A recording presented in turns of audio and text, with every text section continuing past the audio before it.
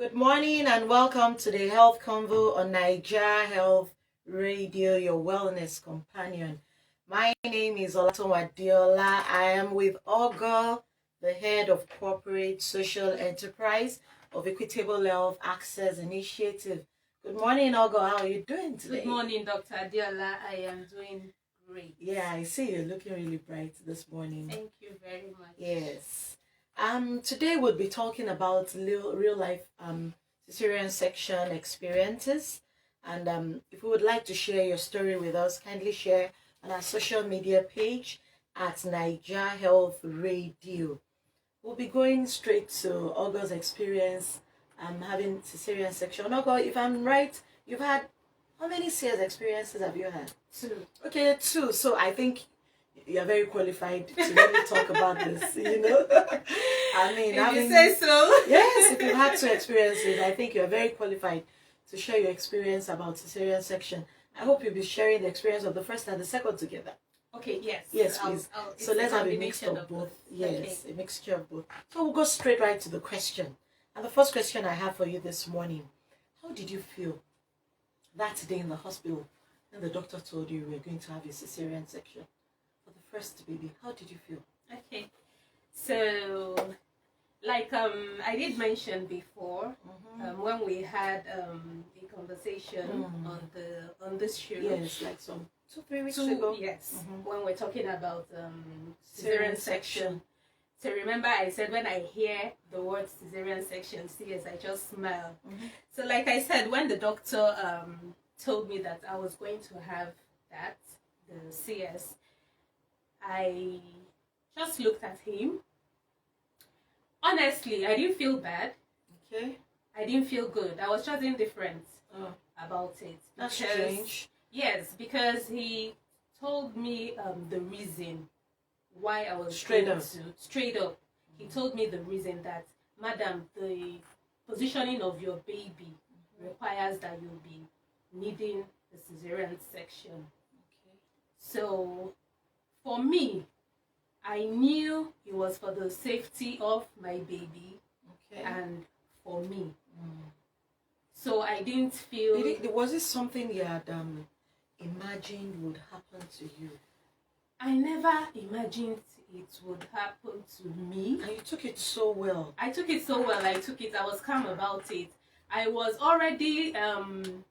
okay, when I took in and all of that, so I was already thinking of how going to the labor room and I'll push, and I'll scream, and I'll do, because hearing stories how women do that. So I was already seeing myself in the labor room doing all of that. It was going to be another thing entirely. And then my husband too, at the time, he was saying, hey, I hope labor won't start at night.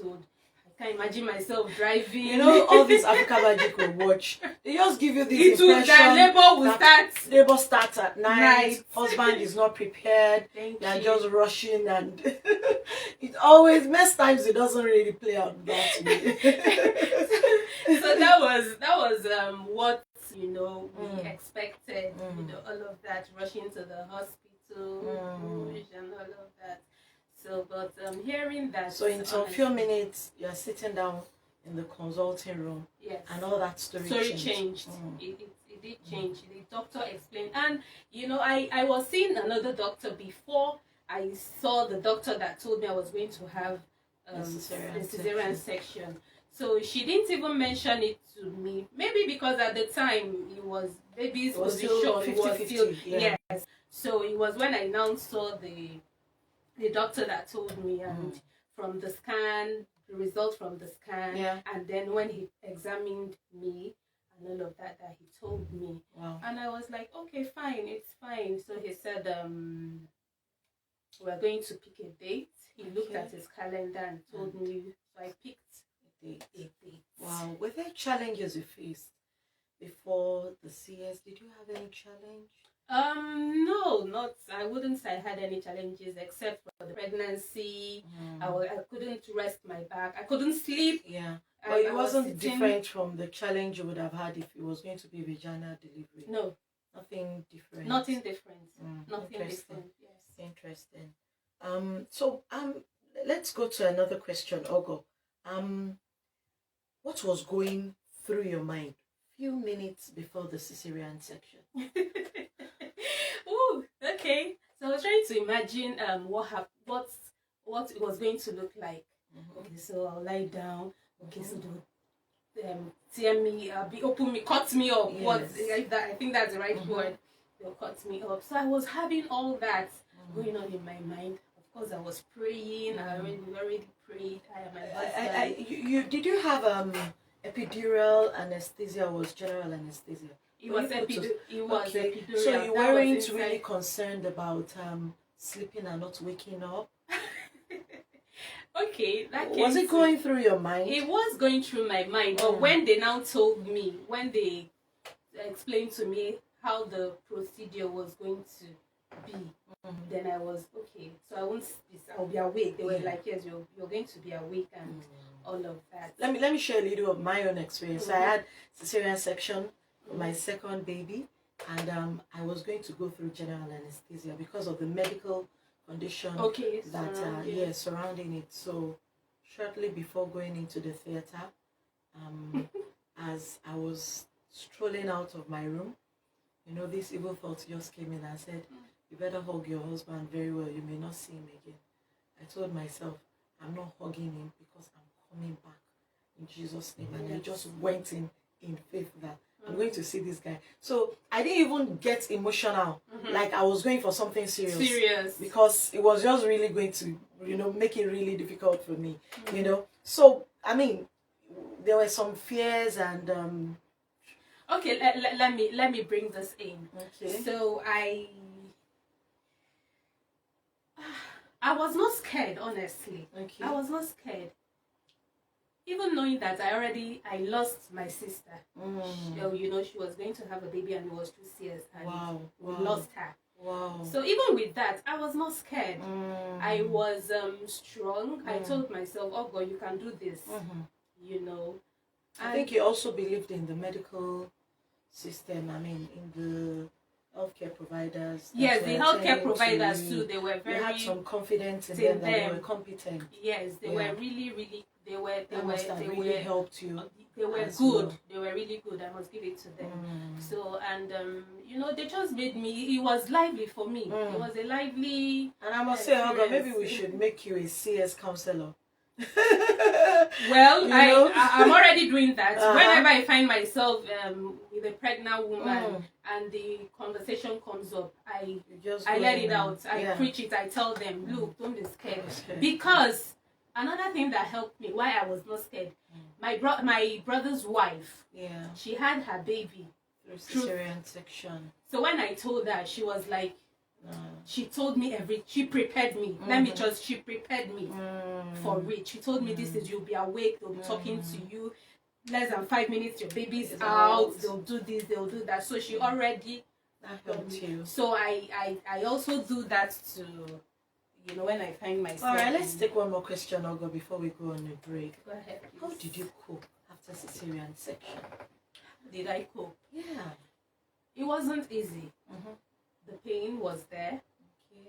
But you wouldn't know if it was more painful than vaginal delivery, would you? No, because I've never, it was my first, so the pain was there. I could not walk straight. Okay. I had to bend, and my mom kept on telling me, stop bending, if not, that's how you'll be walking. You better try. I can imagine. You better try. So, and I couldn't do a lot of things. I needed support, even to carry my baby. And then my husband too was supportive. They'll also tell you to always clean the scar where you have the tear. So he was always doing that with spirit for me. And I had people around. The support system was really strong. It was really strong. People were around me, cooking and giving me food. So I was really resting. I was sleeping. I had a lot of. I was resting. The omugwo. I was really having a good omugwo. The support system, the family support system, yes, actually helps. It does. In coping post-CS. It does. Okay. Yes, so were you able to breastfeed the baby? Yes, Okay. I started breastfeeding baby before I was discharged. Oh, so it started, the breast milk started coming out while I was still in the hospital. So breastfeeding was not an issue at all. So okay, I'll ask you about two more things. I know people complain about pain medication. How long did you have to take pain medication post CS? And then secondly, was it difficult for you to there is this story about back pain for a very long time post epidural. Did you have that experience? Okay, no, the back pain, no, I did not experience that. But then the pain medication, I was on it while on admission, still in the hospital. But when I was discharged, I didn't go home with any painkiller. Wow. So that was it for me. There was no pain medication after I left the hospital. It was only when I was still in the hospital. Okay. Yes. Thank you so much, Ogo, for sharing your experience with us. All right. Before we continue with the conversation, we'll go on a short musical break. And this is See Me with Duduke.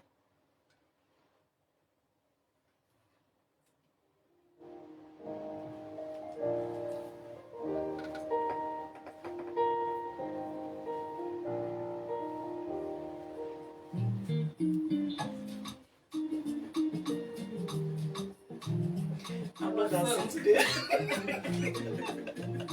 I'm not dancing today. You're not dancing today, what did you say? No, I'm not dancing today. Are you sure? Yes. Okay. Let me see you. I can't wait to see you. You are the better I've been waiting for. Do you know how much I really need Really not you? good to dance. I will pray for the day when I can finally kiss you. You know, say every day I pray for you. In my children, a permanent place for you. That's why my heart is a bit like you. Cause now you are too good. I am family, I'm your friend. I sing for you wanna be like you. Baby, now you are the big girl. I am family, I'm your friend. What the hell? See, I may not give the word to you, but I give you what I have. Oh, baby, oh, you are my angel. Would you believe in me? Should you not say every day I pray for you? Oh, in my heart, there's a permanent place for you. That's why my heart is a beat like you care. Cause now you are too good. I am family, I'm your friend. I sing for you wanna be like you care. Baby, now you are the big girl. I am family, I'm your friend. Only for you wanna be like you care. I sing for you, my baby. I am family, I'm your friend.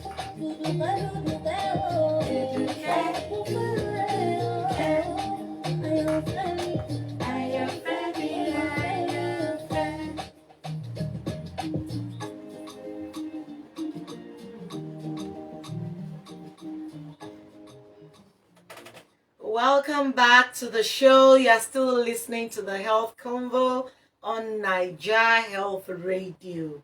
That was Simi with Duduke. My name is Olatom Adeola, and I am still here with Ogo. Hello, Dr. Yes, Adeola. Ogo has been sharing her Caeserean Section experience with us, and it's really been educating.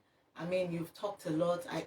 What I can pick from your story is that the support system you had, both from the family and even from the health system, actually helped you to go through the process, make your decision to have the Caesarean section, and also cope with the experience before and after. And you know, while you were talking, what came to my mind, Ogo, is how do women who don't have the kind of support system you had, how will they cope? Well, how will they cope with Caesarean section? Okay, so I would like to say that, of course, for every pregnant woman, you're expected to go for your antenatal classes. And during such classes, they teach pregnant women what to do, what to expect, everything about pregnancy. So if you find out that you don't have a support system, I'm sure it must have been addressed during one of the antenatal classes. Just prepare yourself, prepare yourself. If it's just you and your spouse, your husband, both of you should work out, figure out how to go about this, taking care of yourself and your baby. It is very, very important, especially for the mother who has gone through the cesarean section. She needs a lot of rest. She needs a lot of sleep so that she'll be strong and healthy to take good care of her baby. So you just...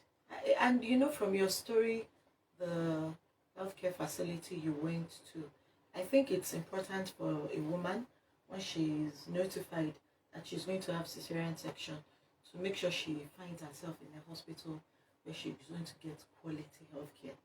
I mean, if you're not very comfortable with where you are receiving care, and you now know that it's going to be through cesarean section, it may just be time to change your facility, to somewhere where you'll be very comfortable with, and you are sure you are going to get the kind of care that will make you have a healthy baby and keep you alive as well. So, would you also say that the family system, is there anything about the family system? Should the woman go out of her way to try and educate, mother-in-law and all that? We are talking about the real omugo that you really had. So how will a woman post-CS doesn't have that kind of structure to help her make all the pepper soup and the rest well post-CS? What are the things that you think such women can do? Okay, so thankfully now we have food vendors, online vendors that can, take care of that part when it comes to cooking.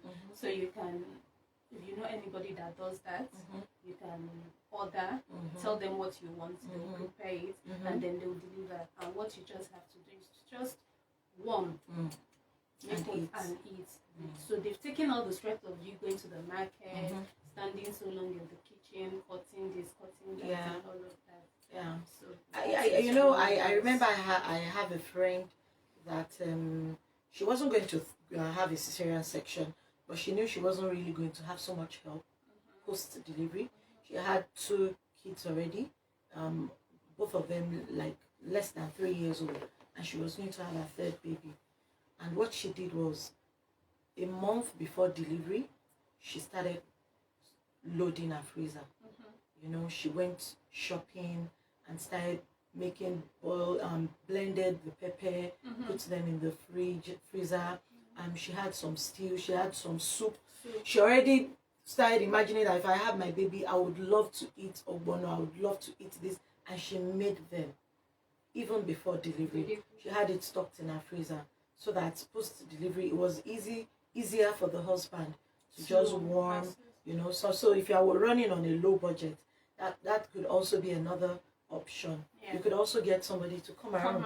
Yeah. You have friends, you have relatives that you can, by the time you talk to 1 or 2 persons, I'm sure somebody will come around to help you out. Yeah, and I think as women too, it's also important to decide on what is important to do at that point in time. You want to get everything done, but it may just be time to prioritize and decide that, you know what, if I don't fold these clothes tonight, heavens won't fall.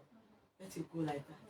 If I don't sweep tonight, we will all sleep and wake up in the morning. So it may also be good for the woman to start prioritizing what is important, what are the things I must do. Before we continue to my next question, I would like to chip it in, Ogo. Was there a difference between first CS and second CS? Okay, for first CS, the only difference is that for first CS, it was when the doctor told me that I knew I was going to. But for second CS, You were a pro. It was the same doctor. Okay, good enough. So when he said, Madam, what's up? How are we doing this? Do you want to try vaginal, or would you like? I said, Doctor, please give me a date. Straight up. So that was the only difference. I already made up my mind. I discussed with my husband, and he was like, please, let's do this, yes, and so that's the question. And I know you have two beautiful girls. Yes, I do. To show for it. Thank God for that. Proud of them. Yes, thank God for that. So what would you advise that women who has been notified that they will be having a CS section, what would you advise them to do? You know, we have some women listening this morning. The doctor has notified them that they would need a cesarean section to get their babies out. And some people are thinking, I'll change my hospital. People are thinking, I'll go and lodge in church and pray the baby out. You know, some people are thinking, maybe it's time to go to the herbalist. You know, some people are thinking, well, I will have it. So what do you have to say to such women this morning? First of all, I would like to tell them that when your doctor tells you that you're going to have a cesarean section, it's not a death sentence. Don't be scared. Be calm. Just know that it is for your safety and the safety of your baby. So just relax and be calm. If you have questions, ask your doctor for clarifications. If you have fears, doubts, go ahead and ask your doctor. Engage him in a conversation, him or her in a conversation to get things clear to you. Then prepare yourself. Of course, the doctor will tell you this is when the baby, this is when you're going into the theater for. Prepare, get yourself prepared. Don't be scared. Fear. You remove that fear. Okay, surround yourself with positive thoughts. Don't go into fear. Don't say, hey, hope I will make it. Hope I will come out alive. You see some women, they'll go as far as telling their husbands, in case I don't make it, please take care of this. No, that is wrong. You know, be positive. Have a positive approach to this. It is not a death sentence. So many women have been there and they came out. And so many women will still go there and they will still come out. So your case won't be different. So it just has to do with your mindset.